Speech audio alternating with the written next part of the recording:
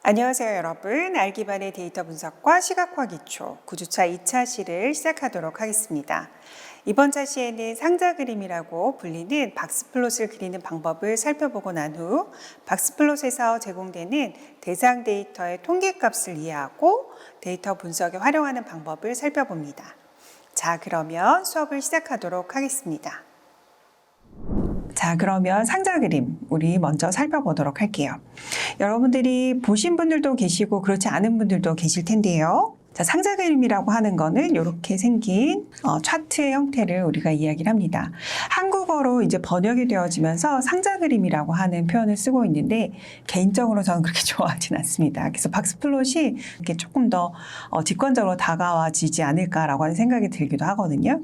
박스플롯은 사본위수를 숫자 데이터에 대한 사본위수를 시각화해서 그래프 형태로 나타낸 것이다 라고 생각을 해주시면 됩니다. 하나의 그래프로 데이터의 분포와 관련이 되어진 다양한 정보를 전달할 수 있다라고 하는 거고요.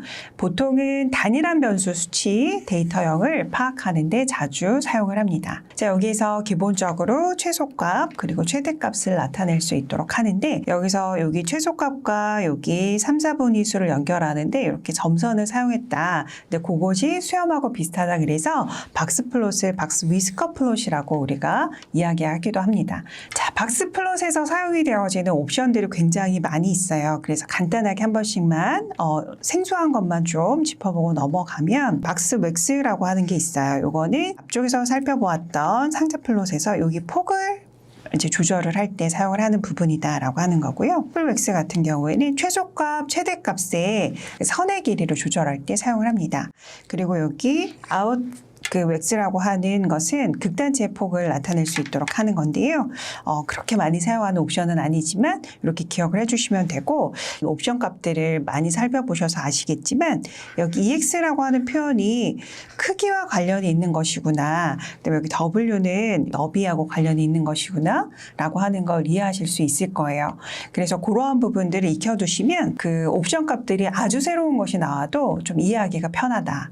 자, 그러면 기본 박스플롯 한번 그려보도록 하겠습니다. 여기에서는 우리가 그 축에 있는 아이템들을 조정할 수 있도록 해야 되기 때문에 이렇게 마진값들, 여백값들을 조금 주었고요. 여기에서는 우리가 가지고 있는 R에서 제공하는 데이터 중에 컬즈라고 하는 데이터가 있는데 첫 번째 열에는 스피드가 있었고 그 다음에 두 번째에는 여기가 제동거리였어요. 그래서 여기 두 번째에 있는 자동차의 제동거리 숫자 데이터를 뒤에다가 넣어줄 수 있도록 한 거고요. 그 제동거리 데이터를 가지고 박스플롯으로 이렇게 표현을 해본 것이라고 생각을 하시면 됩니다. 여기 오랜만에 라스 나왔는데 요거는 눈금이 들어가서 이 표시들을 이렇게 세로로 세워서 표현을 하는 옵션이었었죠. 기억해 주시면 될 것 같고요. 여기에서는 Y 리미트만 지정을 해줬어요. 0서부터 130까지 이렇게 지정을 해주었습니다. 자, 그럼 여기에서 이 데이터에 대해서 이렇게 표시가 되어졌는데 박스플롯이 통계 데이터를 아까 전에 머금고 있다라고 말씀을 드렸는데 가지고 있다라고 말씀을 드렸는데 대략적으로 그래프를 통해서 보실 수가 있겠죠. 아, 여기서 살펴보면 최소값은 이 정도에 있겠구나. 그죠? 한 0을 조금 넘는 그 다음에 여기는 아까 전에 1/4분위수가 됩니다. 1/4분위수가 되는데 뭐 21을 조금 넘는 제동거리를 갖고 있구나. 여기 가운데 진한 선은 중앙값을 이야기하거든요. 메디언 값을 이야기합니다. 그래서 데이터를 쭉 나열을 했을 때 중간값이 들어가서 있는 위치예요. 그리고 여기 중간값부터 여기 위까지 여기 위쪽에 있는 박스의 윗선까지는 50%의 위치서부터 여기 75%의 데이터가 들어가져 있는 범위다라고 생각을 하시면 되고요. 그 나머지 상위 75% 이상이 되어지는 부분부터 맥스까지의 값이 여기에 이렇게 분포하고 있구나라고 하는 것을 기억하시면 돼요. 그럼 특이하게 여기 위쪽이나 아래쪽에 이렇게 표시되어지는 점들이 있는 박스플롯의 형태가 있는데 그것은 극단치, 보통 가질 수 있는 이 숫자의 데이터를 보았을 때 통계적으로 보았을 때 가지고 있는 정상적인 범위를 그것을 넘어가는 것들은 이렇게 아웃라이어로 극단치로 우리가 표현을 하게 된다. 그것이 하나가 값이 있었네요. 그것이 120 정도에 있는 값이다라고 생각을 하시면 됩니다. 그러면 여기에 나와져 있는 여기 선들이 의미하는 이러한 값들이 어떻게 표시가 되어지냐, 어떻게 박스플롯이 가지고 있느냐라고 하는 걸 살펴보면 박스플롯에 데이터를 넣어주는데 거기에 닷을 붙여서 멤버 함수를 불러서 사용을 할 수가 있어요. 그래서 박스플롯.state라고 하는 함수를 활용하시면 통계값을 파악하는 것이 가능합니다. 통계를 나타내는 statistics라고 하는 것의 약어이다, 줄임말이다라고 생각을 해주시면 되겠습니다. 그래서 여기서 가지고 있는 값들은 이렇게 네 가지가 있어요. 첫 번째로 여기 스테이츠에서 가지고 있는 값들은 최소값서부터 최대값까지 값들을 이렇게 5개로 구성을 해서 배열의 형태로 가지고 있습니다. 그래서 이 최소값이 되겠고 1, 4분위수, 중앙값, 그리고 3, 4분위수, 그리고 최대값이 이렇게 표현이 되어지는 거고요. 그다음에 여기서 n은 뭘까요? 제가 n이라고 하는 건 아래에서는 대부분 개수를 나타낸다라고 말씀을 드렸죠. 데이터의 개수가 50개였다. 그리고 여기서 conf라고 하는 거는 기본적으로 데이터의 중앙값에 대한 신뢰 구간을 나타낼 수 있도록 하거든요. 그래서 모집단에서 반복적으로 표본을 추출해서 중앙값을 이제 계산을 해주었을 때 특정한 비율로 특정 구간에 있을 만한 그 구간을 계산을 할 수가 있거든요. 그 범위가 바로 29서부터 42 정도가 된다라고 생각을 하시면 되고요. 여기 아웃이라고 되어져 있는 거는 이상치를 말해요. 정상적인 범위를 벗어났다라고 판단이 되어지는 값. 그 값으로 120이라고 하는 값이 있었다라고 하는 것을 우리가 여기 state라고 하는 함수를 이용해서 파악할 수 있었습니다. 네, 기본 상자 그림을 그리고 난 후 통계 데이터를 표시해 보도록 하겠습니다. 앞서서 우리가 통계 데이터를 모두 살펴보았고 여기서 우리가 앞쪽에서 볼 수 없었던 아웃라이어하고 그다음에 각각 5개의 통계 데이터를 표현을 할 수 있도록 했어요.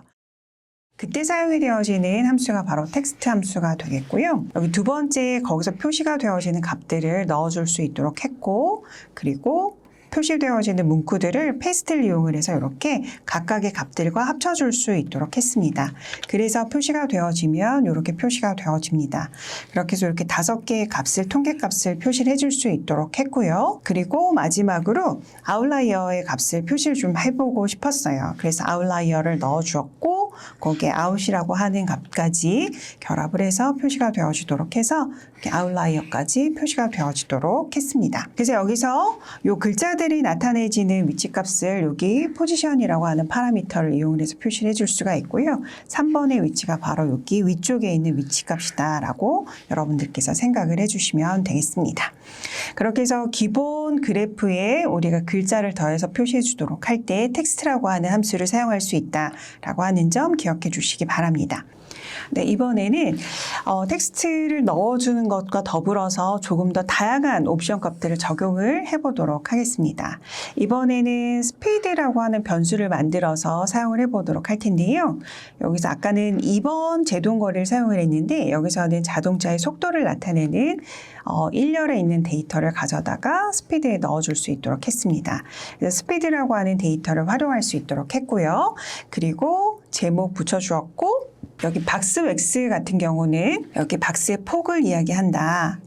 그래서 여기 0.8로 지정을 해주었기 때문에 조금 박스의 폭이 줄어들었습니다. 그리고 노치를 true로 해주게 되면 여기 움푹 패인 부분을 만들어낼 수 있도록 하거든요. 그래서 경우에 따라서 시각적인 효과를 조금 더 강조하기 위해서 노치를 true로 해서 사용을 하는 경우들이 있습니다.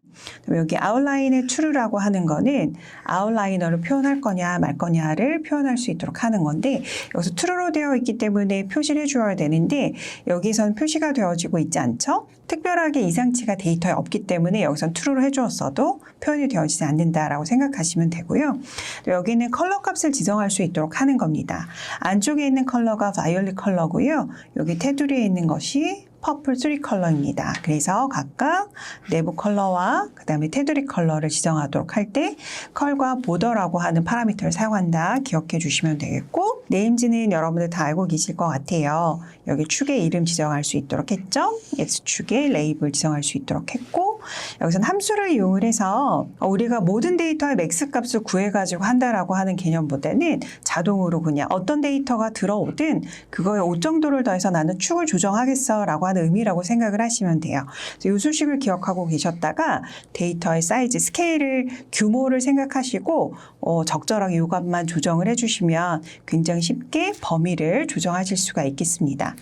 그리고 여기서 state values에서 이렇게 스피드 넣어가지고 여기에다가 그 수치값들을 넣어준 거죠. 통계 수치값들을 state values에다 넣어주었고 그 데이터를 아까와 마찬가지의 방법으로 지정을 해서 넣어줄 수 있도록 했어요. 그래서 여기서 특별하게 설명을 드리지 않아도 뭐 비슷하게 적용이 되어졌구나라고 하는 거 아실 수가 있을 텐데 여기서는 포지션에 따라서 값들이 조금 다르게 들어갔구나라고 하는 걸 알 수가 있거든요. 여기 같은 경우에는 메디안 값이죠. 포지션이 4번일 때는 여기 메디안 값 표시해주는 선의 오른쪽에 들어갔구나라고 하는 걸 알 수가 있죠. 그리고 여기서 민값하고 아래쪽에 해당이 되어지는 이 값들은 제가 포지션을 1로 했거든요. 1의 위치는 어떠한 아이템의 아래쪽이구나 라고 하는 걸 알 수가 있고 이 포지션 3번으로 지정한 거는 위쪽에 표시가 되어졌죠. 3, 4분위수 위쪽, 그 다음 맥스 위쪽에 이렇게 표시가 되어지고 있구나.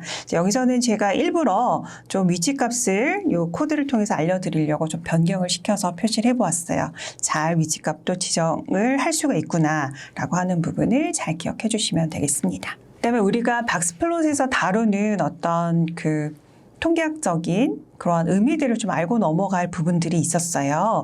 그래서 좀 살펴보면 차분위수는 4개로 나눴을 때를 이야기합니다. 데이터 세트를 4개로 동일하게 나눈 값을 이야기하고 우리가 보통 Q1서부터 Q4로 표현을 하거든요. 첫 번째 차분위수 Q1은 데이터의 25%가 여기 Q1의 아래에 위치하고 있구나라고 하는 것을 이야기해요. 그다음에 Q3 같은 경우에는 여기까지 데이터 전체 중에서 여기 데이터가 75%가 있구나라고 하는 걸 얘기하는 거고 여기서부터 여기까지가 각각 메디언의 값으로 분류가 되어지는구나라고 하는 것으로 이해를 해주시면 됩니다.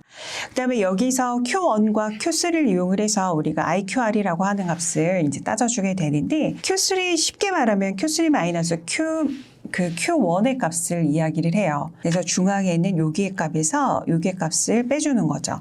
그래서 56에서 26을 빼주면 여기서 IQR의 값이 되어진다라고 생각을 해주시면 되거든요.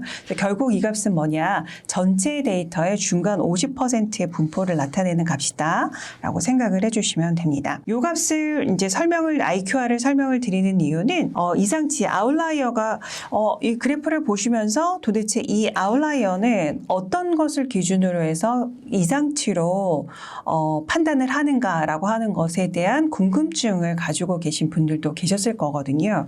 그래서 여기서 이상치라고 하는 것이 어떻게 표현이 되어지는 것이냐면 최대값을 초과하는 아웃라이어는 3, 4분위수 플러스 1.5 곱하기 IQR 이것을 초과한 경우에를 상단에 표시할 수 있는 아웃라이어로 표시를 해주는 거예요. 그래서 여기서는 3, 4분위수 56이잖아요. 56 플러스 1.5 곱하기 지금 여기 IQR이 56 빼기 26이니까 30. 그죠? 그럼 이것이 45가 될 거고 결국 요거하고 요거를 더하게 되면 101이라고 하는 값이 되거든요. 그럼 특정한 숫자가 101을 넘게 되면 위쪽으로 아웃라이어가 된다라고 여러분들께서 생각을 하시면 되는 거고 아래도 마찬가지의 방법으로 여러분들이 따져주시면 됩니다. 여기서 말하는 그러면 1.5라고 하는 것은 이 임계값은 어떻게 나온 것이냐라고 하는 것을 궁금해하는 분들도 계실 텐데요.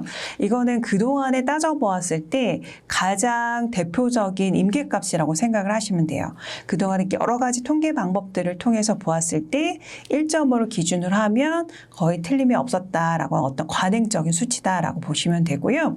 이 아웃라이어를 따질 때 이 임계값은 우리가 보통 경우에 따라서 조금 다른 값을 적용하는 경우도 있는데 우리가 사용하는 박스플롯에서는 보통은 1.5라고 하는 숫자를 사용한다라고 생각을 해주시면 돼요. 그렇게 해서 박스플롯에서 다루는 용어들 살펴봤고요. 통계학을 공부하시다 보면은 IQR이나 이런 것들은 우리가 많이 다루게 되기 때문에 기본적으로 알아두시고 넘어가야 되는 용어여서 설명을 드렸습니다.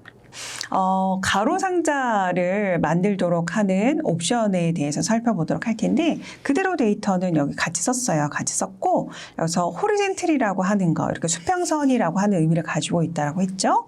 그 호리젠틀 옵션을 true로 활성화를 하면 이렇게 세로로 되어 있던 박스플롯이 이렇게 가로로 표시가 되어집니다. 이렇게 가로로 표시해가지고 표현을 하는 경우가 간혹 있어요. 어떤 경우냐면 이 데이터가 우리가 보통 정규 분포되어져 있는 데이터는 이렇게 예쁜 종 모양을 그리고 있잖아요. 이게 나타나져 있는 이 박스 플롯이 이 정규 분포에 해당이 되어진 형태로 이렇게 구성이 되어져 있는가, 이걸 비용을 해보면 얘 같은 경우에는 약간 이런 식으로 그려지는 그래프가 되는 거거든요. 그래서 이거를 가로로 눕혀서 보면은 그런 데이터의 분포를 살짝은 우리가 파악하기가 좀 쉬운 경우가 있어요. 그럴 때 호리젠틀 옵션을 true로 해서 사용할 수 있구나라고 하는 부분을 여러분들 기억을 해주시면 되겠고요. 우리가 월별, 계절별 온도에 대해서 이제 박스 플롯으로 데이터를 파악을 해보도록 할 텐데, 여기에서는 1월부터 12월까지를 각각 3개월씩을 끊어서 계절별로 표현하고 싶었던 거예요. 각 계절별로 데이터들이 어떻게 다르게 되었나, 다르게 분포하고 있는가라고 하는 것을 살펴보고 싶은 경우라고 생각을 하시면 됩니다. 그래서 여기서 데이터를 우리가 작성을 해주었어요. 그래서 S1이라고 하는 데이터에다가 이렇게 계절 이름들을 넣어주었습니다. 계절의 이름은 여기 12월, 1월, 2월이 뭐 윈터, 그리고 3, 4, 5월이 스프링, 그 다음에 여름, 그 다음에 이렇게 가을까지 3개월씩 끊어서 표현을 해줄 수 있도록 했고요. 2000년도에 기온에 해당이 되어지는 걸 이렇게 컴바인 함수로 구성했습니다. 데이터 프레임을 써서 여기 계절의 이름 그리고 템퍼러처를 넣어가지고 이렇게 df1이라고 하는 데이터 프레임을 만들어 주었죠. 그렇게 하고 나서 이 데이터를 포함을 시켜서 박스 플롯에 넣어줄 수 있도록 할 거예요. 그런데 아까 전에는 우리가 이렇게 물결 표시 이후 부분들이 사실은 없었거든요. 단일한 데이터를 가지고 하나의 박스 플롯을 그렸기 때문에 그런데요. 여기에서는 템퍼러처를 여기 시즌을 가지고 구별하겠다라고 하는 표현인 거예요. 그래서 앞쪽에 있는 것을 뒤쪽에 있는 데이터를 가지고 일종의 그룹핑을 하도록 할 때 물결 표시를 쓴다라고 생각을 하시면 훨씬 더 쉬워요. 여기 메인은 뭐 아실 것이니까 넘어가도록 하겠고, 그다음에 여기 컬러 값은 우리가 각 계절을 잘 나타낼 수 있도록 하기 위해서 이렇게 컬러 값을 그린 색깔, 뭐 하늘 색깔, 그다음에 브라운 컬러, 그다음에 이제 겨울을 나타내는 좀 그레이 색깔로 이렇게 표현을 해줄 수 있도록 했고요. 그다음에 보더는 블랙으로, 그다음에 XY 값 각각 쿼터라고 표현을 했어요. 뭐 시즌으로 표현을 해도 좋았겠죠. 그다음에 여기 템퍼러처라고 표현을 할 수 있도록 했습니다. 그렇게 하고 여기서 아까 전에 살펴보았던 것처럼 추계값을 얻어오기 위해서 민과 맥스를 이렇게 적용을 해서 우리가 직접 여기서 뭐 최소값이 얼마고 최소값이 얼마고 여기서 알아보지 않아도 되게 수식으로 표현을 할 수 있도록 했어요. 그렇게 해서 이제 그래프를 이제 그려볼 수 있도록 했고, 그렇게 그려진 그래프가 이렇게 표현이 되어지는 부분이에요. 그런데 여기에서 살펴보시면 계절의 순서가 알파벳의 순서로 들어가 있구나라고 하는 걸 여러분들이 아실 수가 있어요. 그래서 우리는 보통은 봄, 여름, 가을, 겨울로 보는 게 편하죠. 그래서 여기 부분을 우리가 조정을 하기 위해서 여기 계절 부분을 우리가 팩터 데이터로 만들어주고 팩터 레벨을 지정해서 우리가 순서를 지정을 할 수가 있었죠. 여기 S2라고 하는 데이터에 팩터를 적용을 해보도록 하겠습니다. 어떤 것으로 할 수 있었죠? 레벨즈라고 하는 파라미터를 이용할 수 있었어요. 그래서 스프링서부터 summer, fall, winter로 이렇게 지정을 해서 봄, 여름, 가을, 겨울로 지정을 해줄 수 있도록 했습니다. 여기 부분이 키포인트라고 여러분들께서 생각을 해주시면 돼요. 그렇게 팩터로 변형이 되어진 녀석을 이용을 해서 데이터를 df2로 만들어 주었고, 그러니까 마찬가지의 방법을 이용을 해서 상자 그림을 그려줬다라고 생각하시면 돼요. 그러면 이렇게 지정이 되어진 팩터로 지정이 되어진 후에 변경이 되어진 부분을 알 수가 있죠. 그래서 스프링, 서머, 폴, 윈터로 지정이 되어졌고 각각의 데이터들의 계절감이 느껴질 수 있도록 하는 컬러를 지정을 하기도 했고, 거기에 데이터들이 봄은 뭐 예를 들면 10도 안팎에서 이렇게 왔다 갔다 하는구나. 여름은 가장 온도의 범위가 위쪽 상단에 높은 곳에 위치하고 있구나. 가을은 봄보다는 살짝 높은데 그래도 약간 20도 안팎에 위치하고 있구나. 그리고 여기 겨울 같은 경우에는 좀 굉장히 낮은 온도 영역대에 위치하고 있구나라고 하는 것을 우리가 알 수 있습니다. 좀 더 세부적인 값들을 표현하고 싶다면 텍스트 함수 써서 각각의 텍스트 수치 값들을 넣어줄 수 있도록 해주시면 될 것 같습니다. 자, 이렇게 해서 팩터를 이용을 해서 여러분들 이렇게 축을 조정할 수 있도록 할 수 있다라고 하는 것까지 살펴보았고요. 마지막으로는 똑같은 데이터를 활용을 할 수 있도록 했는데 여기서 노치값을 적용을 했을 때 이러한 형태로 표시가 되어진다라고 하는 부분을 좀 설명을 드렸고, 여기 앞쪽에 있는 녀석이 데이터를 파악하는데 훨씬 더 조금 용이하다 라고 하는 게 아마 보이실 거예요. 오히려 이렇게 나가져 있는 노치를 적용함으로써 이렇게 생겨지는 이러한 부분들이 오히려 데이터를 파악하는데 좀 도움이 되지 않는 경우들도 사실 있다라고 하는 걸 좀 보여드리고 싶었고요. 그래서 적절하게 노치라고 하는 것을 활용하면 된다라고 하는 부분까지 설명을 드리고, 그럼 여기까지 해서 아래서 제공해주는 기초적인 그래프 함수에 대해서 살펴보았거든요. 많은 부분이니까 여러분들 잘 기억하시고 잘 활용할 수 있기를 바라겠습니다. 그럼 여기서 수업 마치도록 하겠습니다. 이번 차시에서는 박스플롯과 통계 데이터를 통해 여러분이 데이터 분포를 시각화하고 이해하는 방법을 배웠습니다. 박스플롯은 사분익은 범위를 나타내는 상자와 중앙값을 나타내는 선, 최소값과 최대값에 대한 수렴으로 구성이 됩니다. 이와 같은 정보를 데이터 분석에 잘 활용해 보시기 바랍니다. 수고 많았습니다.